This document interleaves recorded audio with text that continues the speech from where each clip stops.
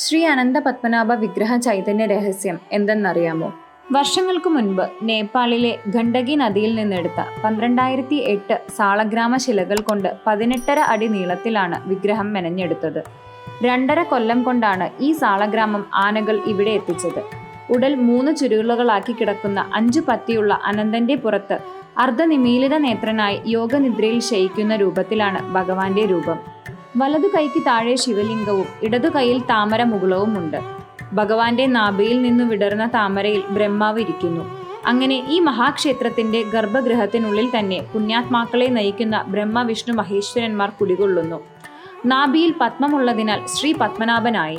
ശ്രീദേവി, ഭൂമിദേവി, ദിവാകര മുനി, മാർക്കണ്ഡേയ മഹർഷി ഇവരുടെ ശക്തരായ വിഗ്രഹങ്ങൾ പ്രത്യേക പീഠങ്ങളാൽ മുഖാമുഖം 2 വരിയായുണ്ട്.